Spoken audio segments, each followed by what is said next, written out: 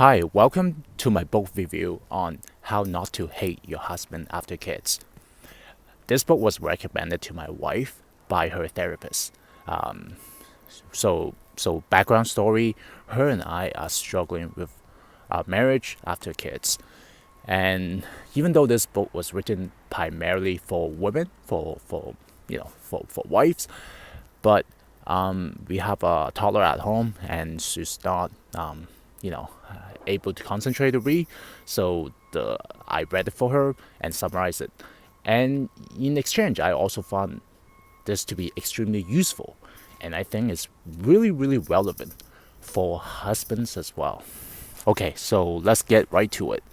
So this book is written by Jancee Dunn, and this is about her story, her journey to explore techniques and strategies to rescue their marriage after kids.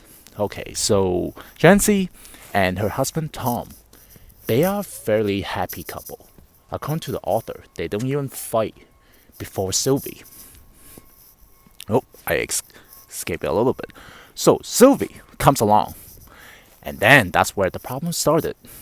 So they constantly having disagreement, especially on what to do, who's doing what, and just somewhat chaotic. And the amount of household chore is overwhelming, and Jancy doesn't feel Tom is providing the necessary support for her.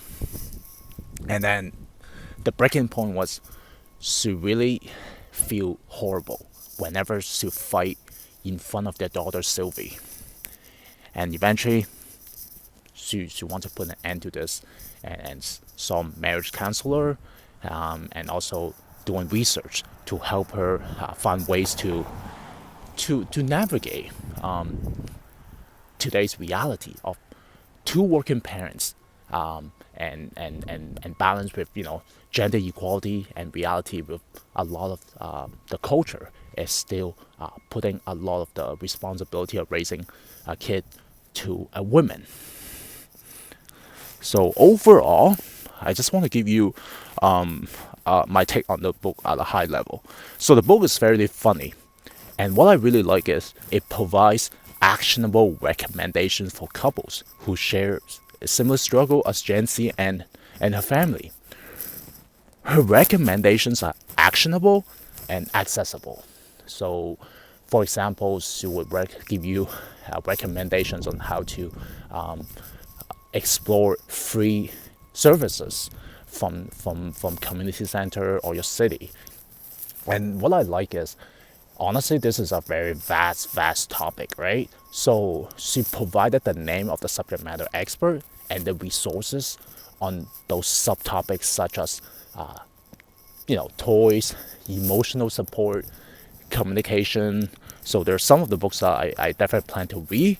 So for example, she recommended The 5 Love Languages by Gary Chapman for improving communication, Simplicity Parenting by Kim John to cover the topic of toys. And it's a huge sticking point for us. If any of the readers would like to elaborate on these subtopics, I think there's plenty of resources and information for you to explore further. Okay, so next.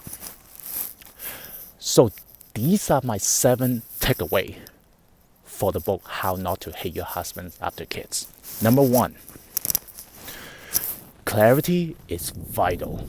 Jancee suggests that wives in particular need to be clear and specific about what they want and need from their husbands, rather than expect them to read their minds or pick up on subtle hints. Clarity reduces potential misunderstanding and frustration, and help the husbands to understand how they can better support them. Number 2, nobody like being told what to do. I can personally relate to this one. Sue explains that when the wife's trying to tell the husband what to do, it can lead to this resentment and defensiveness, which can be very harmful to the relationship. Jancee suggests instead of wives telling husbands what to do, wives should express how their husband's action make them feel, rather than criticizing or blaming them for their behavior. And you know what? Since you're talking about your feeling, they cannot challenge you on that. So, unlike accusation, which often leads to endless argument. Number three, learn from the FBI. So, Jancee explained that the FBI's crisis negotiation unit use a technique called active listening, which involves giving the other person your full attention and trying to understand their perspective. This is best used to de-escalate an argument, especially in front of your kids. By using principles of active listening in your relationship, by being fully present, try not to think about how to respond, but fully present and engage when our partners are speaking and trying to understand their perspective before jumping to conclusions or getting defensive. Number four, delegate and loosen up your standard. This is golden. Jancee suggests that wives should loosen up and move away from their expert and apprentice dynamic that can develop in so many relationships. So basically, the wife criticize and set up a list of check boxes what to do, and that's not a good thing. She suggests instead of maintaining these rigid rules like how to dress our son for school, what goes in his lunchbox, couples should work together as equals, sharing responsibility and decision making in all aspects of their life, instead of husband constantly asking wife what to do, what should I do. So let's just talk about the responsibility.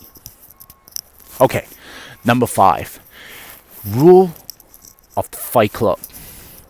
So basically, this one it's about how to fight properly. Jancee shared that it hurts her so deep when her and her husband argue in front of their daughter Sylvie, and she believes it can damaging to children's emotional well-being and sense of security. Jancee explained that when parents argue in front of the children, it creates a sense of fear, insecurity for kids, and they might feel caught in the middle or responsible for the conflict. And this leads to anxiety, stress, and even behavioral problems. So instead of arguing in front of your children, parents should try to model respectful conflict resolution, such as taking a break to calm down and then come back to the issue with a solution-focused approach. And one of the things is, she said, especially you say horrible thing to your partner, take out your kid's picture, look at your picture, and see if you can still say those horrible words to your spouse, and try to find a dedicated space. And I think it's very useful, and I definitely trying to incorporate that, in those fights that can be traumatic for kids. Okay, next one. Oh, this one is it's golden. Autopilot your household chores or automate. So I will provide example in my in a bit. So basically, Jancee explained that when household chores are constantly on our mind, it creates a sense of overwhelm and stress, which can spill over to other areas in our life, including relationships. She said, delegate tasks, send a reminder, like reminder clock to leave the house, go to school, brush your teeth, bath time, and create routines for tasks such as laundry, grocery, and cleaning. She also emphasized the importance of letting go of being perfect and accept that things won't always be perfect, but that's okay. It's all about staying on top of the most important things.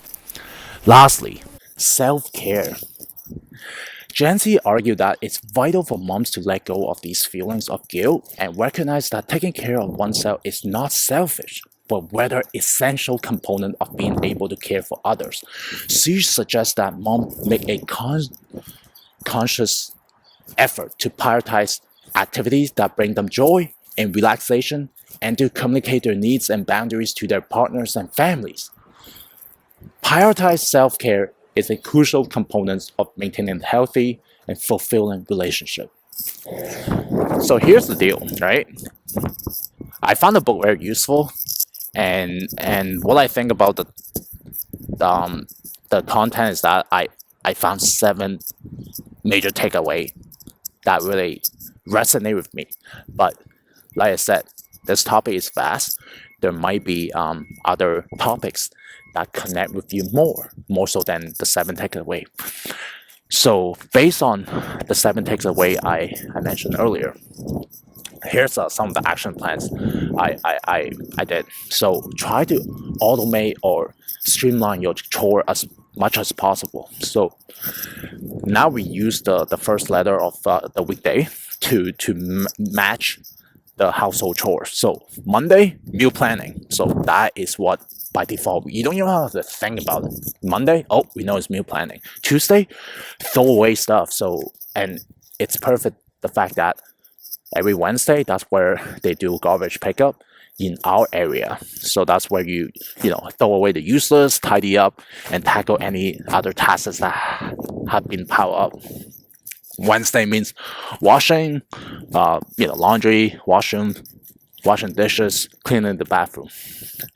Thursday means together time. So Jancee emphasize, look, there's what you need, like what's the husband need, there's what the wife needs, and then there's what the marriage needs.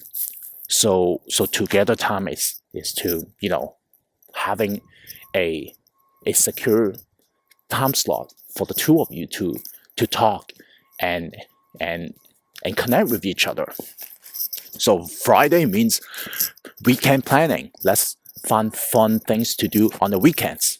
So that's one of the things that we have been doing, and we found it very useful because you don't even have to think about it. Depending on the day of the week, you already know what to do and what to expect.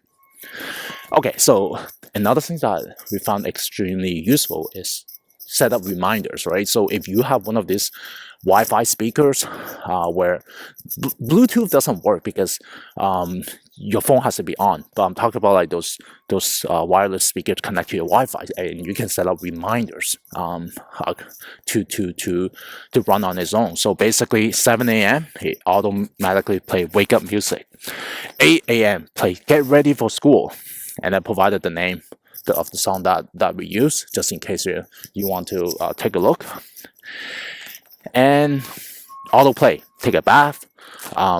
So 7 p.m. so our son knows whenever that song's play, he knows it's time to bath. Instead of us try to get him, hey, it's time. You know what? It's automated. Well, that's it. And thanks for listening to or watching this YouTube video. If you want to read the entire blog, come check us out.